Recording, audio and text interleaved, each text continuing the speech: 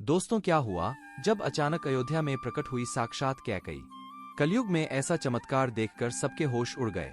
प्राण प्रतिष्ठा से पूर्व अयोध्या में कई बड़े चमत्कार हो चुके हैं, जिसमें गिद्धों का दिखना, भालों का दिखना, जमीन में से सरयू नदी का प्रकट होना शामिल है। लेकिन यह चमत्कार अभी का सबसे बड़ा चमत्कार कहा जा रहा है, जिसके पीछे की सच्चाई जानकर पैरों तले जमीन खिसक जाएगी।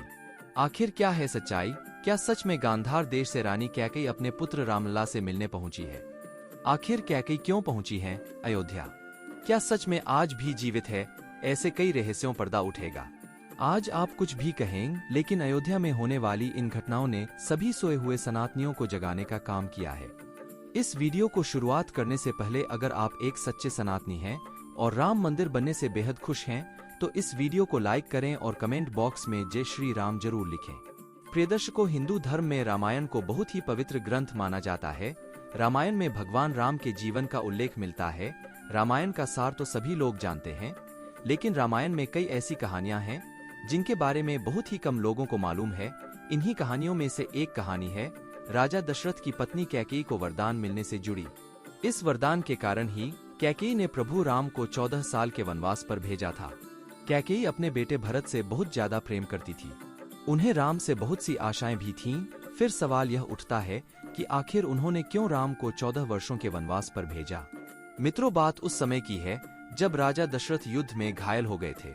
राजा दशरथ के विवाह के पहले कैकेयी महर्षि दुर्वासा की सेवा किया करती थीं। कैकेयी की सेवा से प्रसन्न होकर महर्षि दुर्वासा ने कैकेयी का एक हाथ वज्र का बना दिया था और आशीर्वाद दिया था कि भविष्य में भगवान तुम्हारी गोद में खेलेंगे।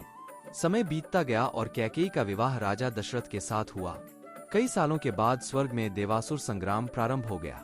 देवराज इंद्र ने राजा दशरथ को सहायता के लिए बुलाया। रानी कैकेयी भी महाराज की रक्षा के लिए सारथी बनकर देवासुर संग्राम में पहुंची थी। युद्ध के दौरान महाराज दशरथ के रथ के पहिए की कील निकल गई और रथ लड़खड़ाने लगा। ऐसे में कैकेयी ने कील की जगह अपनी उंगली लगा दी और महाराज की जान बचा ली। राजा दशरथ कैकेयी के युद्ध भूमि में साहस से बहुत प्रसन्न हुए और उन्हें 3 वरदान मांगने के लिए कहा।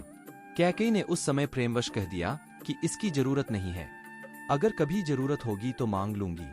कैकेयी ने राजा दशरथ को इसी वरदान के जाल में फंसा लिया और राम के लिए 14 वर्ष का वनवास मांग लिया।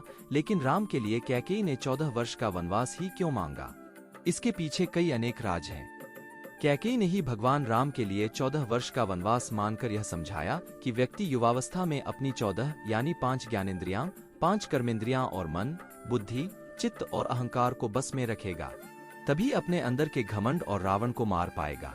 ऐसा नहीं है कि माता कैकेयी श्री राम जी से प्रेम नहीं करती थी। इसी उद्देश्य से माता कैकेयी ने राम जी से वनवास मांगा था। दोस्तों, अगर आपको हमारी वीडियो अच्छी लगती हो तो हमारे चैनल स्पिरिचुअल ज्ञान भक्ति को सब्सक्राइब जरूर करें।